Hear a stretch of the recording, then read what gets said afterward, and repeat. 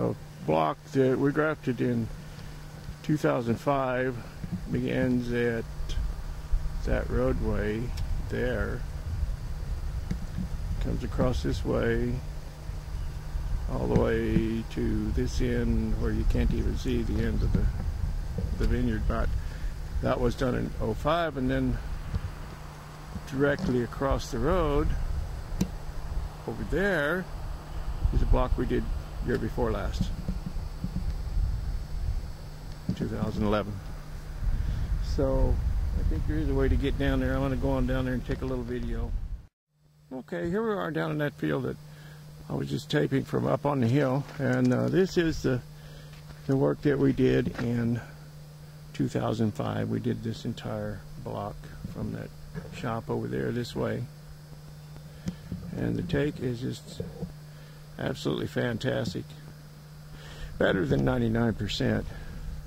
There's one they had to replant right there, and you just don't see very many of these out here. They are very, very few and far between. That's what we want. That's what they want. Looks good. So just thought I would video this. It's just a little bit a look at the mature graft after it's healed in.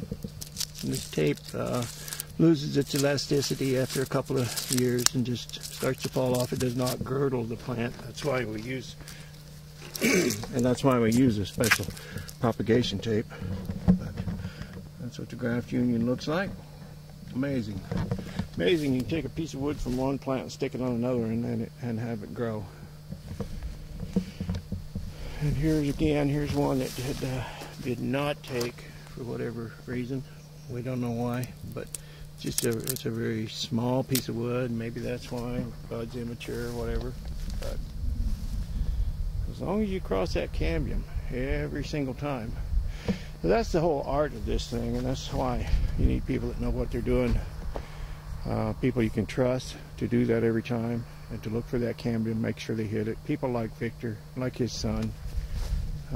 Those people don't often come along. I've had a lot of guys that just nod their head and say, yeah, they understand CCC, but they really don't get that cambium thing, and it's all just mechanical to them. And Victor and his son is one of the few that actually knows what that cambium is and where it is and how to hook it up. So that's why he's here.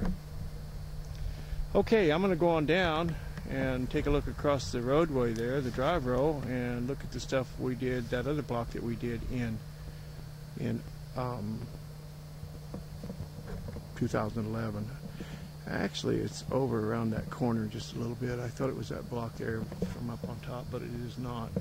Well, maybe we did part of that. Yeah, we did part of that. They do a certain amount depending on what the winery wants. You know, the winery contracts with hundreds of growers, and in some cases thousands, I guess. And you know, when I worked for Gallo, they were farming 20,000 in-house, but they were contract growing 200,000.